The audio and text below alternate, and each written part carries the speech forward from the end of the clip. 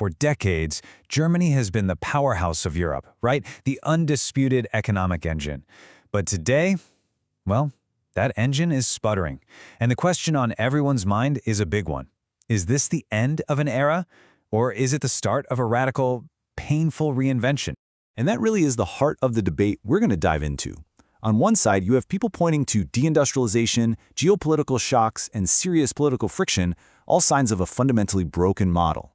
But on the other, you have folks who see a historic, state-backed pivot to a high-tech, green future. It might be a painful transition for sure, but could it lead to a whole new era of prosperity?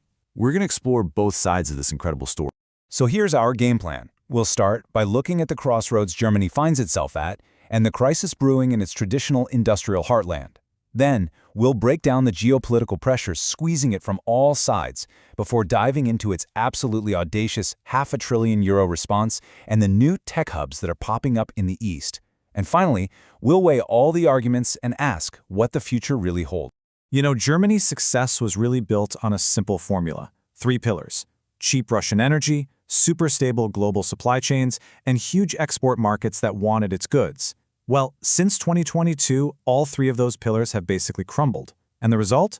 The longest period of economic stagnation since the end of World War II, forcing a complete, and I mean complete, rethink of the entire German model. Just before we get into the thick of it, a quick heads up. Please don't forget to subscribe to my channel, turn on the notification bell, share and like my videos. The information in the video is compiled from open sources. Thank you.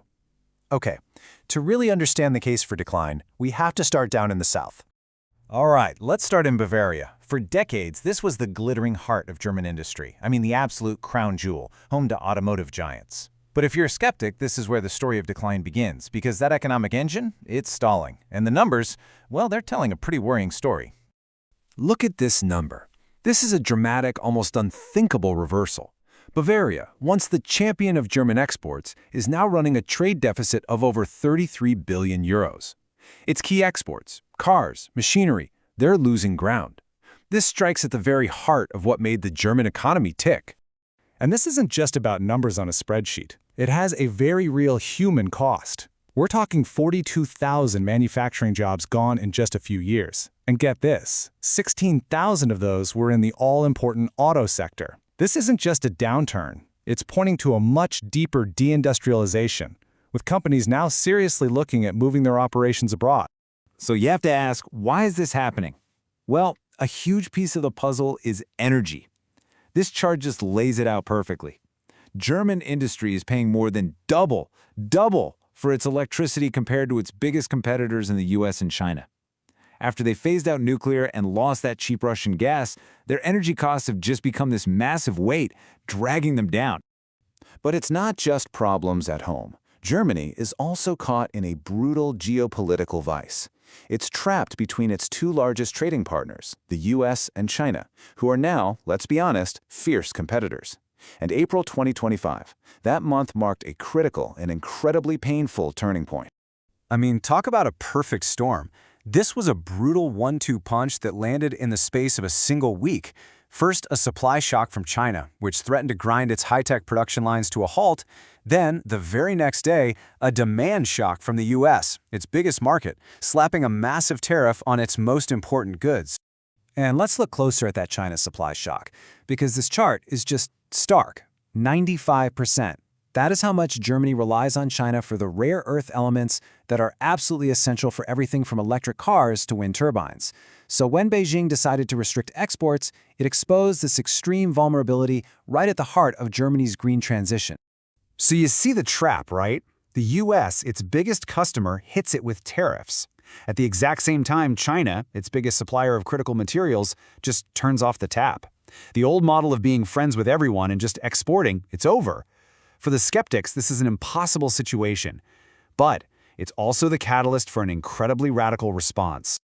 Okay, but this is where the story pivots. Because the optimists, they argue that Germany is responding to this crisis with one of the most audacious economic gambles in its entire post-war history. They're not just trying to patch up a few holes here, they are trying to build a completely new ship from scratch in the middle of that storm. €500 billion. Let that sink in. This is not just another stimulus package. This is a historic level of investment.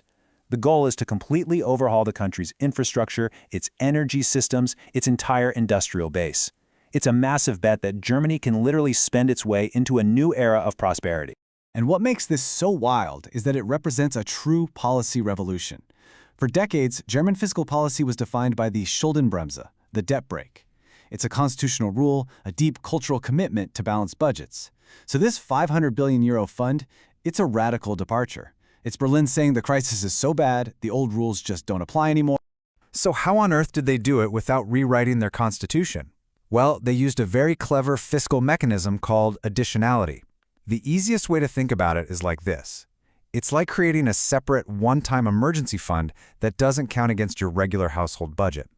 By classifying this as a special fund for projects additional to the normal budget, they can unleash this massive way of spending on the future. So, where's all this money going?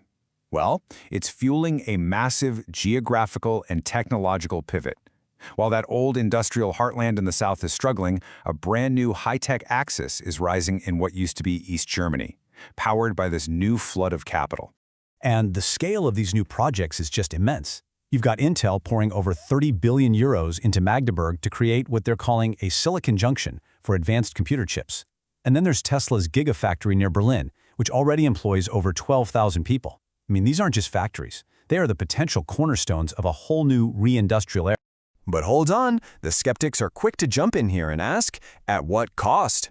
This quote from the powerful IG Metall union is just scathing. They're comparing working conditions at Tesla's modern factory to the brutal factories of the 19th century.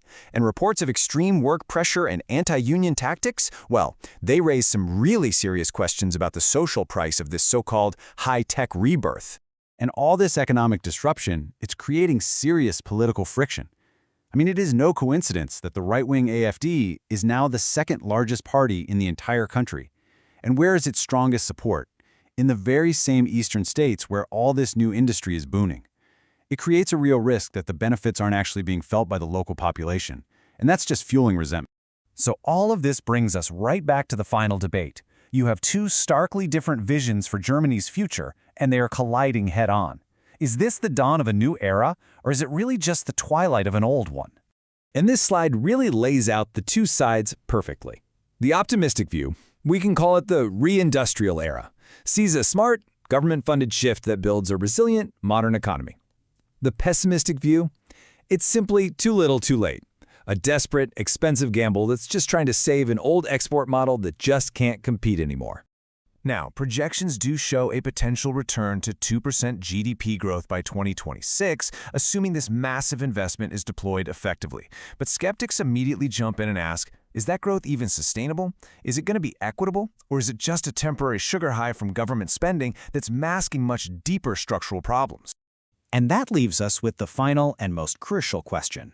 Has Germany engineered a brilliant revival for the 21st century? Or is this historic €500 billion gamble simply the most expensive life support system ever built for a dying economic empire? The answer is going to define the future of not just Germany, but really all of Europe.